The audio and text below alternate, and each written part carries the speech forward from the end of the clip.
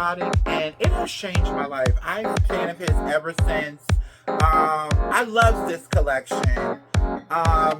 Of his most legendary supermodels and more. The 4 queens of the runway. Fashion, New York Fashion Week is right around the corner. Librarian tonight, and that's because I came to read a bitch.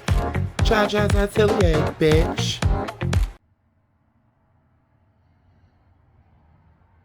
Trump is a hobbling old dirty shell of a liver spot. An old dog with no new tricks. So, this just broke today. Apparently, everybody is up in arms because Trump has revoked free access to national parks on Martin Luther King Day and Juneteenth and, replaced it with his own insignificant birthday. My question is, have they started dividing up the treasonous assets yet? Have they begun to gather one last ill-fitting suit and depend, because you know it's going to leak Big Mac sauce in the burning hereafter?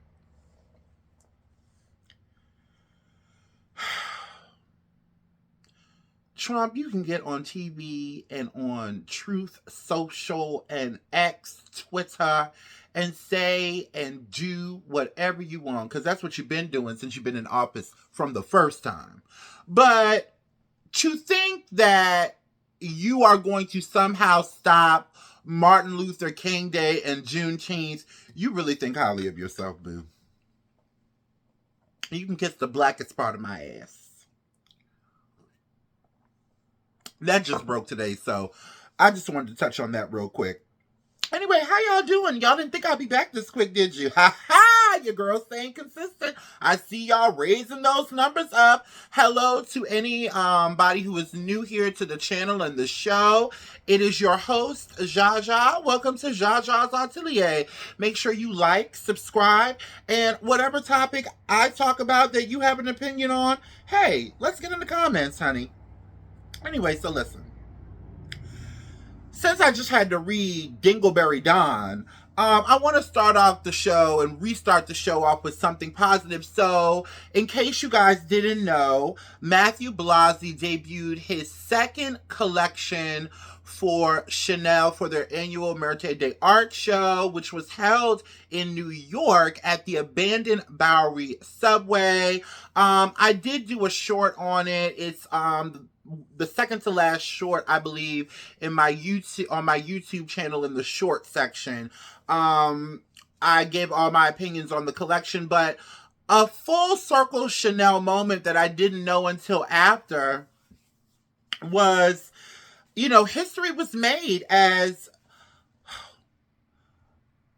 Bhavitha Mandava, supermodel, she is from Hyderabad, India, made history as the first Indian model to open a Chanel show. And I find this story really interesting because I just talked about in my review short about the Chanel show, how I find Matthew Blasey to be very culturally aware, and that I found it to be very intentional and sincere. And not only was this a full circle moment for her, it was also a full circle moment for her parents. Before I get to her parents, though, she moved to New York to go to school. She didn't even have any intentions on becoming a model. And ironically, she was scouted in the subway on her way to school. For the show, she posted a video of her parents watching her make history at the Chanel show, and I have it for you right here. Hold on, give me a second. Take a look at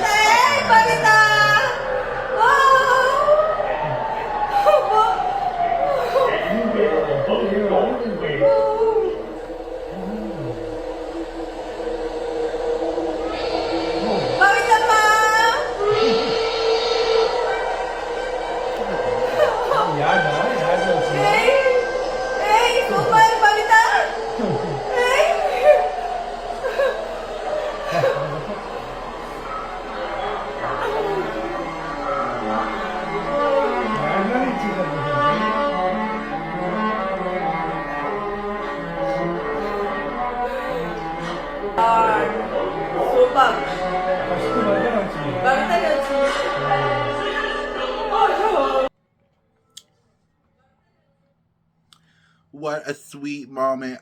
So I just want to send a huge congratulations to, let me make sure I pronounce her name right, Bhavitha Mandava, on making history for your people at the Chanel show. I thought it was so touching. You should see her. Did you see her dad's face? When he saw her walking down those subway steps, his whole face lit up. And huge shout out to Matthew Blasey too, because with the way things are being rolled back, it is good to see that there are still people that understand the importance of pushing certain groups of people forward. So, and it being intentional. It's not a gimmick. I don't get the sense that it's a gimmick with Matthew Blasey. I think he was raised, and I don't know this man from a can of paint. All I know about is his work. But to me, it seems like he was raised to accept and love all people. So huge shout out to him. Now, on to some more fashion news, honey.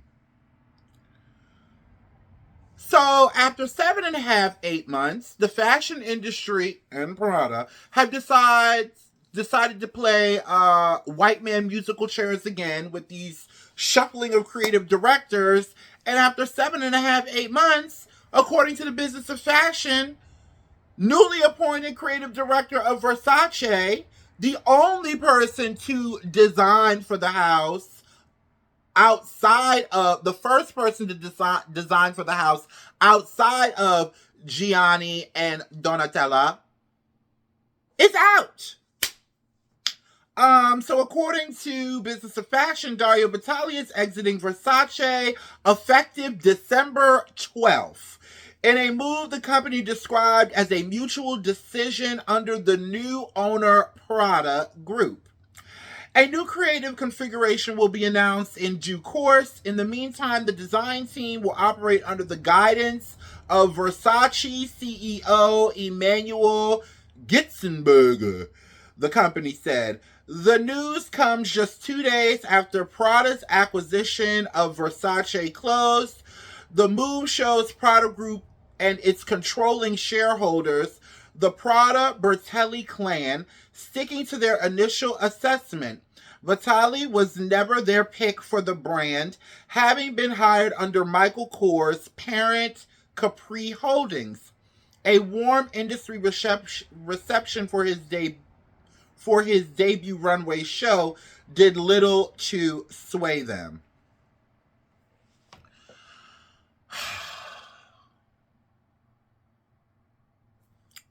I have to light a cigarette. No, they weren't hired by Prada, because Prada's company is not Donatella Versace, nor is it Michael Kors. A lot of people, and I'm gonna run his collection over here that just debuted this past Milan Fashion Week.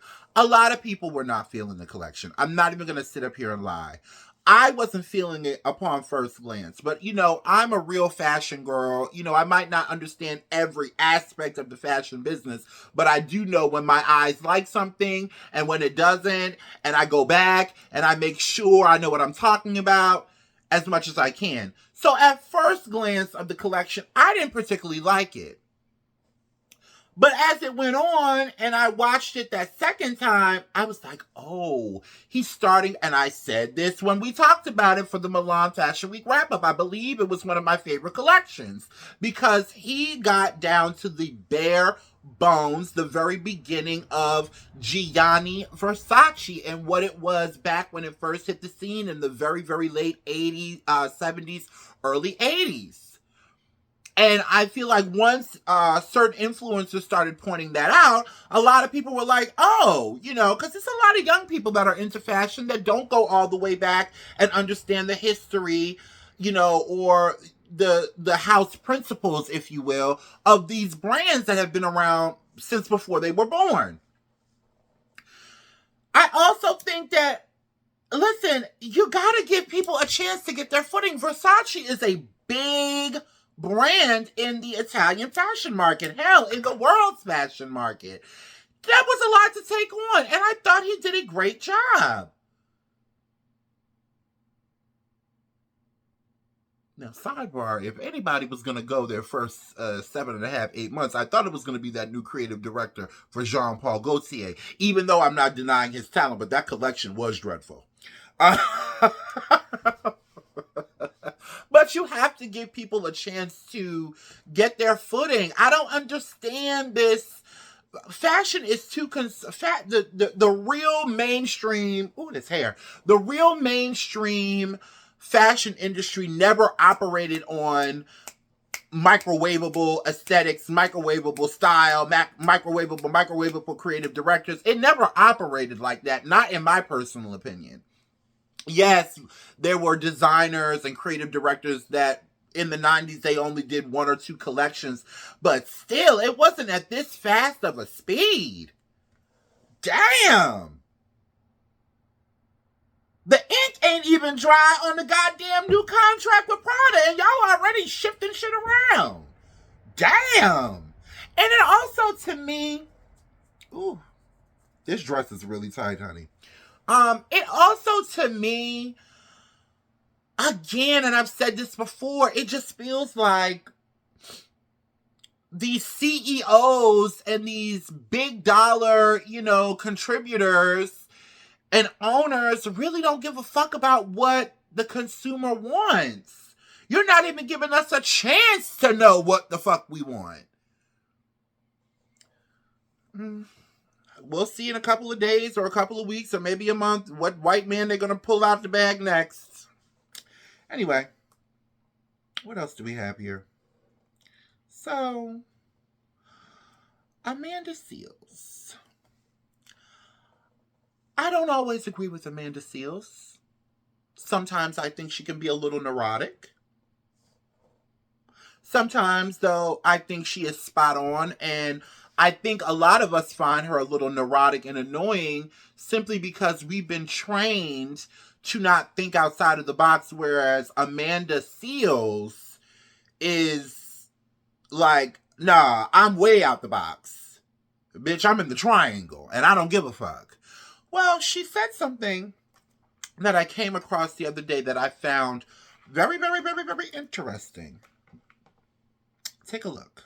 The fact that we have Black folks who find themselves unable to support themselves because of the United States government and its ways. The fact that we have Black cultural centers, the fact that we have Black artisans, the fact that Black identity is under fire, and you haven't seen nan one Black billionaire say anything about an initiative or even a desire to create an initiative to support this, to challenge it, etc., should trouble you. You see, the thing about the whole billionaire thing is that when you are a billionaire, you have more money than you know what to do with. That's not like a figure of speech. It's an actual thing. You have enough money than some countries possess. Thus, you have the ability to create infrastructure that the government does not create. Now, for anyone who says, well, this country is not racist and it's Black people's problem. Okay. So then if it's our problem and we solve it, then what's the issue? So imagine if the Black Panthers, who literally were a volunteer-based organization, were able to create senior centers, even an extermination service, sickle cell clinics, free lunch programs, tutoring, etc. That was all done to fill gaps that the U.S. government had created and Black people were falling into. Now, instead of saying, good job, we didn't have to do it, y'all did it yourselves, they said, oh, no, we can't have Black people like excelling. And they shut it down. However, time is advanced and we have enough multimillionaires and Black billionaires to try again. And if we coalition build, we got enough billionaire and multimillionaire Asians, Indians, brown folks, etc. to be able to do this. So when we talk about the fact that the government isn't doing what it's supposed to, it's not. However, when we talk about capitalism and we talk about the necessity to get out from under it, We have enough multimillionaire and billionaires that can create a planned economy. We have enough folks that have actually benefited greatly from capitalism. And many folks say, why should they have to spend their money? Because they have it to spend. They're not even paying taxes the way they should be. So this is the least they could do. There have been several times where it has been tycoons of industry that have saved this nation from going under. How about this time, instead of saving the government, they save the people? And if you're not going to use the money to help the people, at least help the planet. Because it's your friends that... So, like I said, I don't always agree with Amanda Seales, but her train of thinking is so advanced. I'm starting to understand why I don't understand her, and it's not that I don't understand. It's that not just me, a lot of people that disagree with her on several things. It's that, again, she's ahead of the game when it comes to this kind of stuff. And again, I have to agree with her on this. Now, I will say there are people like Chance the Rapper and Vic Mensa who do go beyond to provide for, the people who don't have as much as them. But not to knock anybody or anything, because they are successful, but they're not billionaires. They're not 100 millionaires. I don't think they are. At least not Vic Mensa anyway. And they still have enough money to do. So imagine if, not that he would ever do anything nice for anybody, 50 Cent and Jay-Z and Rihanna and all of those type of people really came together and said, all right, let's meet in the middle. Which part of the country where our people reside needs the most help? And let's start from there. Let's start pulling back. I've been saying this for a long time now on my show. When are we going to start to pull back from the mainstream and create our own? And listen, it's hard. It's hard for them, I'm sure, because they have so many business dealings. But it's also hard for us as consumers and fans and people that, admire these people, for us to pull back as well. I talk about it all the time, how I'm used to be a huge fan of Kim Kardashian, and how over time I'm starting to see, like, you have benefited so much off of our culture, yet the deposits ain't matching up with the withdrawals. And she's not black, but it's a lot of our black celebrities out here who got more money than Kim K, who, again, the deposits ain't matching the withdrawals. From concert tickets to albums to, streaming your movies on these different platforms, watching your shows, running your views up on YouTube. One of the biggest YouTube stars, one of the godmother of YouTube, and really the godmother, never mind YouTube, the godmother of vlogging. Mother in my head, y'all know I love T.S. Madison. She has donated a whole home to create a safe haven for trans women who are, transitioning not only in their gender, but also back into society, coming home from jail. It's called the T.S. Madison Starter House. And I've heard her say, I would love to see some of my other affluent black trans women, really put up, y'all brag. And then we have to sit online and watch them brag about how much money they have. And I've been really getting into this young man by the name of Deontay Cole. He hosts the Grits and Eggs podcast. And he was even talking about how even our people, like, and I've ran into this when having these type of conversations, and Amanda said it in her video too, well, that's their money and they can do what they want with their money. They wouldn't have that money if it wasn't for the rest of us. Especially not no black billionaire. Are you kidding?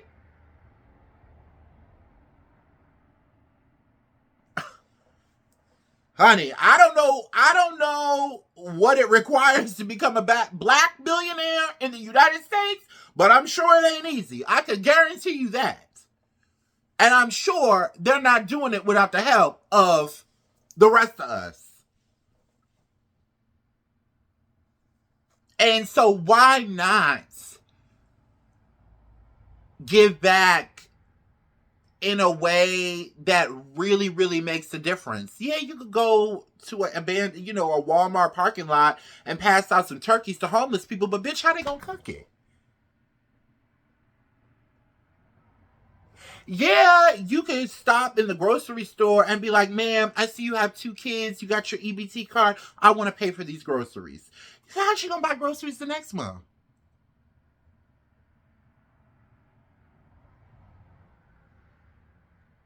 And then we see, and I'm not going to call no names, Beyonce, we see certain black celebrities, Tyler Perry, cozying up to, Jeff Bezos at Kris Jenner's house for a party. It's like,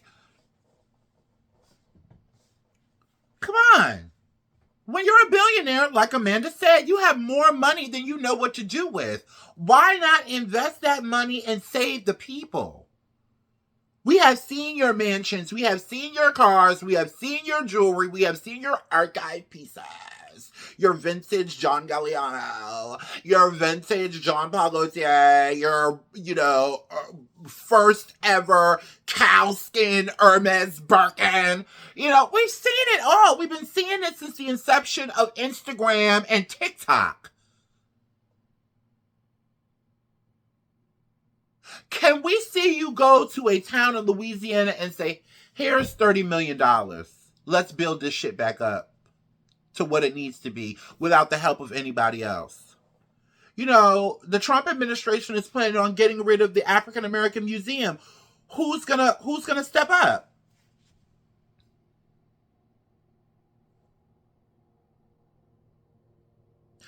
I am not rich by any means. I mean, bitch, I work a regular 9 to 5, honey. I'm blessed. I'm not broke. I'll never say I'm broke, because that's like bad juju. I am rich. I am rich in so many other things other than money.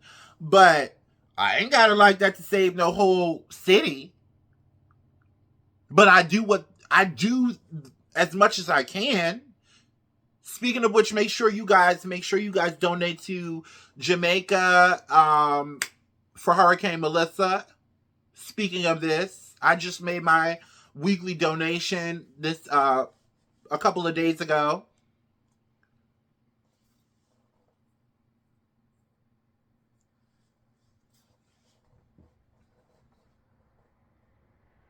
People are tired of the vanity. We just seen enough multi-million-dollar homes. We done seen enough one-of-a-kind cars. We done seen enough vintage jewels that came off of some dead woman's hands. We done seen it all. You have showed us all. The show and tell has been nonstop since, I'm going to say, 2012. It's 2025. And the world is crumbling. And we all still got to live on this bitch. Anyway. So...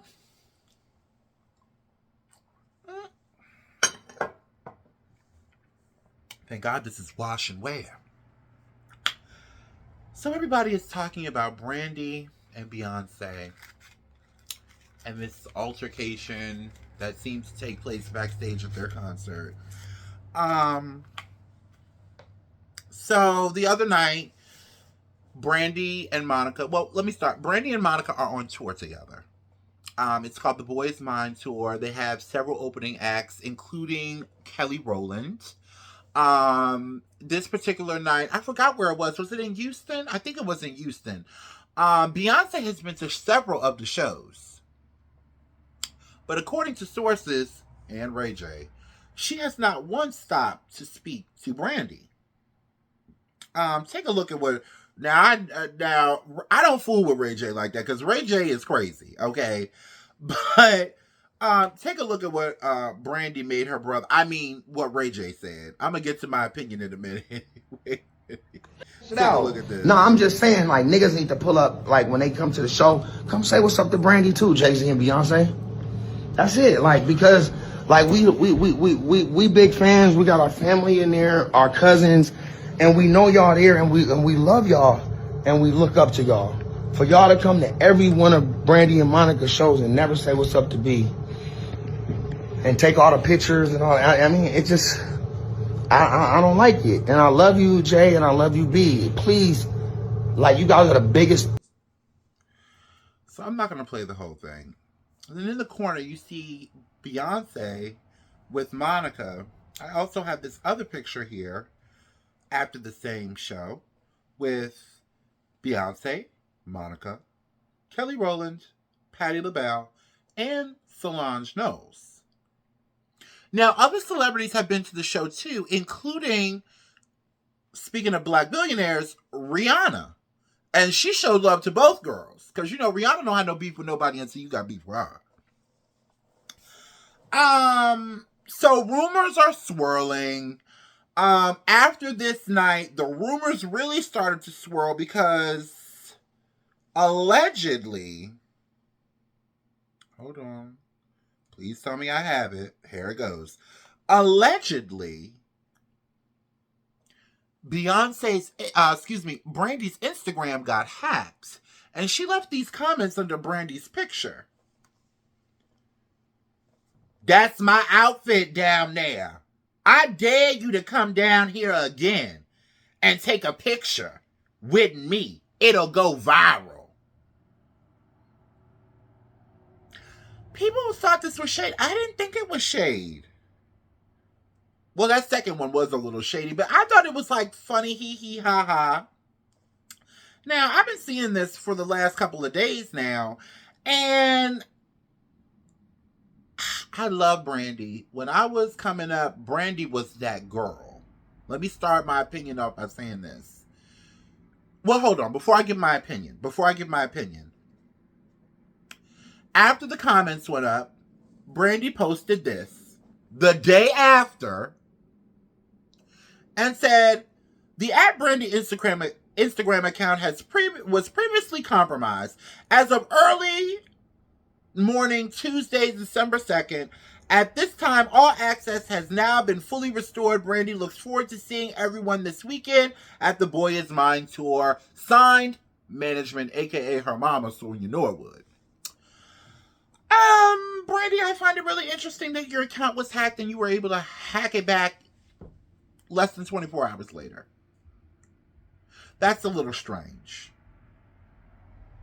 Now, I tend to be on the side of everybody else on the internet saying this is definitely Brandy putting Ray J up to some mess, because this got Ray J written all over it. Okay. So, the video in question that has sparked all this chatter online, along with the comments underneath Beyonce's picture, is right here.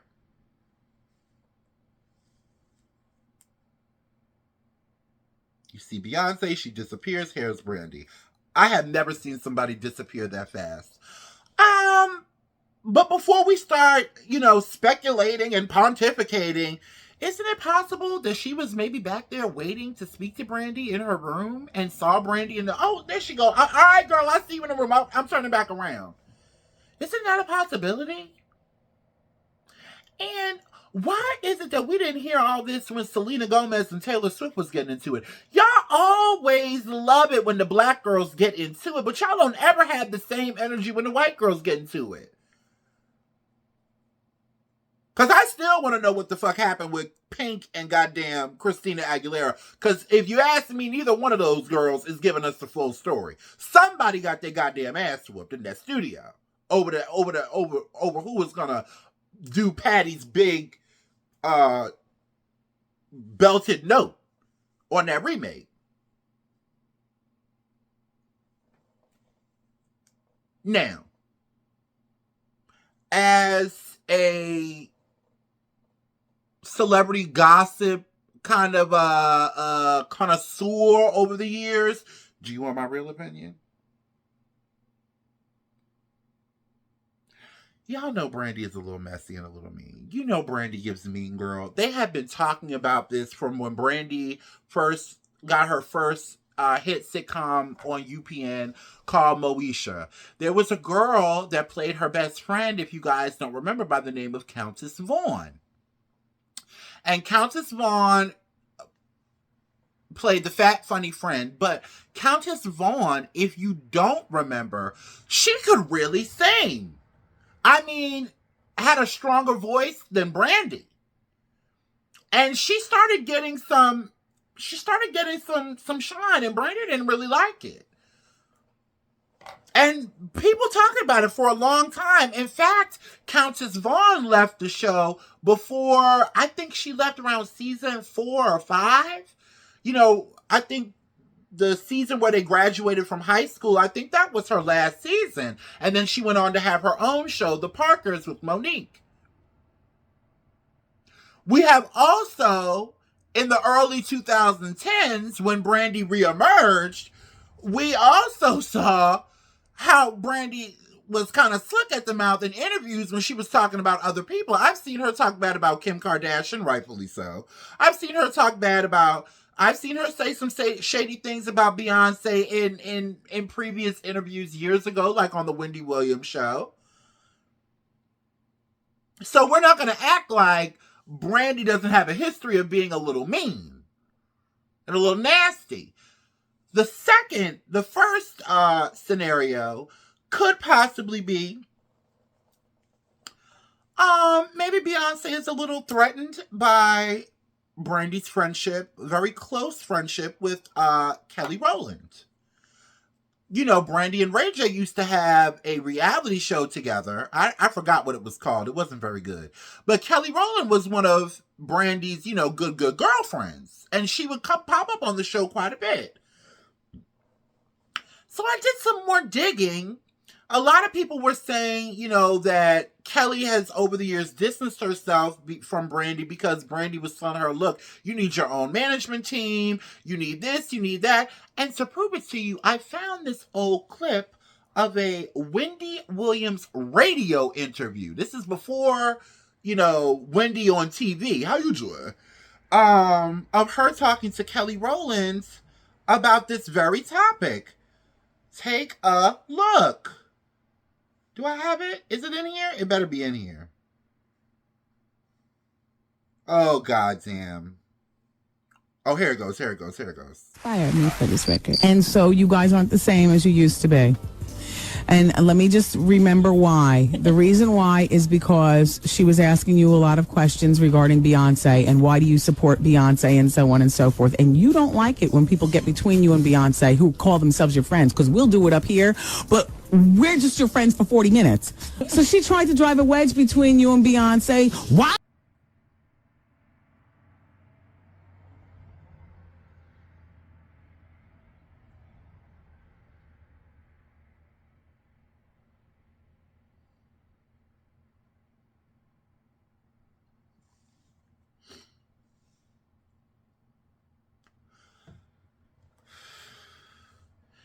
Then there's also, there's that. Then there's also the fact that Brandy, years ago, had some dealings with Jay-Z.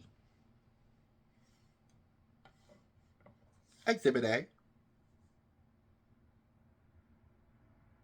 But that I don't even think it's that, because I don't think they were romantically linked. I think they were just friends hanging out. And back in the day, celebrities really used to intermingle like more than they do now. And they would like genuinely like each other or genuinely dislike each other. And you would know. You know what I'm saying? So I think they were just like brother sister type shit. So I don't think it's that. I'm going to tell you what I really think it is, if it's anything at all. When we talk about Brandy paved the way for, as a black girl, she paved the way for a lot of these girls. There might not have been a Destiny's Child or a Beyonce if it hadn't have been for the star power that was Brandy in the 90s. Now, that does not, I'm not taking anything from Beyonce. I love Beyonce. Beyonce is the biggest thing of our generation. But before there was a Beyonce, honey, there was a Brandy. And I've heard stories of Beyonce and her team doing little things. But what big diva in the music industry hasn't done a little something shady to the next? You know what I mean? But the thing about Beyonce is she actually has the talent, and she's that much of a musical genius. She has it to back it up. It's like, yeah, I'm a Nancy Kerrigan this bitch out the way, but I'm just as talented, if not more talented, than the girl that I'm knocking out the way. And for Brandy, that might be a sore spot for her. And then it's like, wherever Beyonce goes, Beyonce is going to shut it down. It is no longer about Brandy and Monica coming together for this nostalgic moment. It is now, oh my God, Beyonce, what does she wear? Oh, her hair. Oh, where is Blue Ivy and Rumi? Oh my God! It no longer is about Brandy. And to be honest with you, Brandy is a bigger star to me than Monica. And I love both girls, but Brandy is a bigger star to me than Monica. Monica did not have the star impact that Brandy had. I fully think that when Brandy and Monica did The Boy Is Mine together, Monica kind of rode that wave. Monica was like, that's when we really, really, really started to see Monica. But Brandy was always the girl out front. Always. Over Aaliyah, over who else is over Maya, over Nicole Ray, over all those girls. Brandy had the most star power. And for Brandy to be a black woman of a particular hue, we're not going to act like this ain't that, because it definitely is. For Brandy to be a black woman of a particular hue, and to have that much star power, we hadn't seen anything like that as black girls growing up. We hadn't seen anything like that. Not for those of us who grew up in that era. So, and then, with this tour, people are downloading Brandy's songs. People are, every clip of her performing, because her voice, this girl's voice was co-signed by Whitney fucking Houston. The Whitney fucking Houston. Producers, vocal teachers, major players in the industry all say Brandy they call her the vocal Bible, for crying out loud. And so for her to have this resurgence, and then for a star like Beyonce to come to her show and, allegedly not show her any love, and show the other side love, when she probably feels like, bitch, I paved the way for you. Yeah, you might be more talented than me and more well-rounded than me, dancing, singing, or whatever. But don't forget who turned the key and opened the door. I could definitely see how Brandy might feel that way. But we're not going to sit up here and act like Brandy's not a little bit of cuckoo crazy. But in my personal opinion, I think this is it's just all a bunch of BS. I cannot see Beyonce purposefully ignoring a star, a legend like Brandy out in the public like that. I just can't see it. She is too media savvy for that. I think y'all are reading way too much into it. But, honey, if it is something, honey, that's probably what it is. If I was Brandy and I was already feeling some type of way about Beyonce, and then she comes to my show and steals the shine, I would feel some type of way too.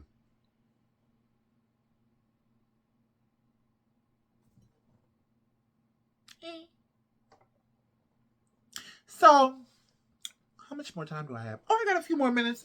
So everybody's talking about this Diddy documentary.